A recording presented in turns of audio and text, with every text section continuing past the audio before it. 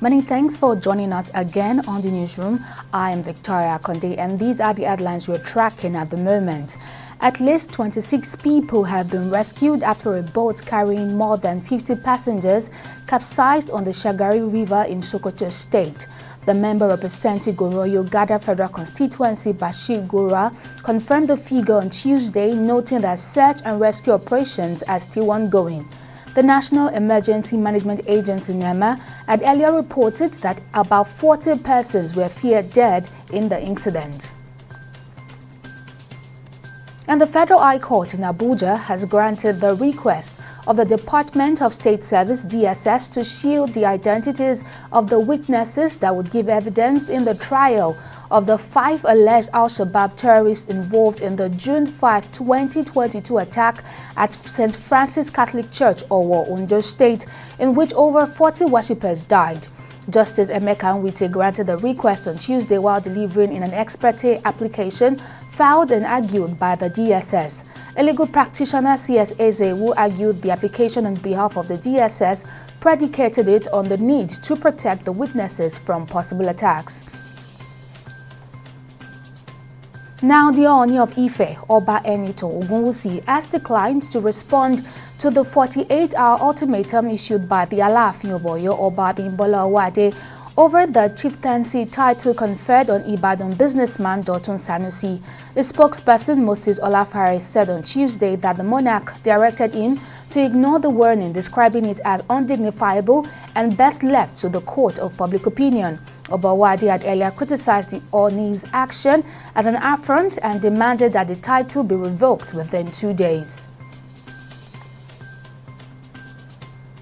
And in the health sector, President Bola Tinubu has approved a major subsidy on the cost of kidney dialysis in federal hospitals, reducing the price per session from 50,000 naira to 12,000 naira, a 76% cut. The special advisor to the President on Policy Communication, Daniel Bwala, disclosed the development in a statement describing it as a significant relief for Nigerians battling kidney-related diseases. He explained that the new pricing has already taken effect in 10 major federal medical centers and teaching hospitals across the country, with plans to expand nationwide before the end of the year. On business, the Nigerian government generated about 21.22 trillion naira in revenue from 5 key agencies in the first half of 2025, driven by higher tax collections, oil royalties, and customs duties.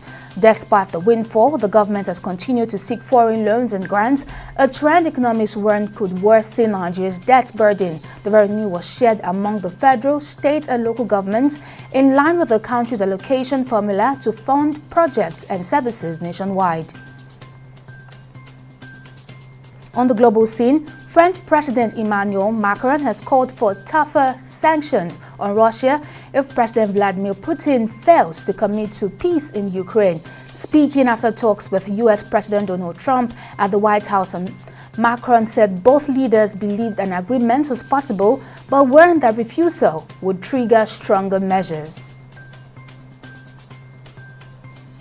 Finally, on sports, the Flying Eagles have begun the final phase of preparations for the FIFA Under-20 World Cup in Chile at the NFF and FIFA Goal Project in Abuja under head coach Aliyu Zubairu. Zubairu said the team, which includes both home-based and foreign-based players, is in top gear as they enter the crucial stage of their training program. And those are the major stories from our newsroom at this moment. We'll keep you updated at top of the hour.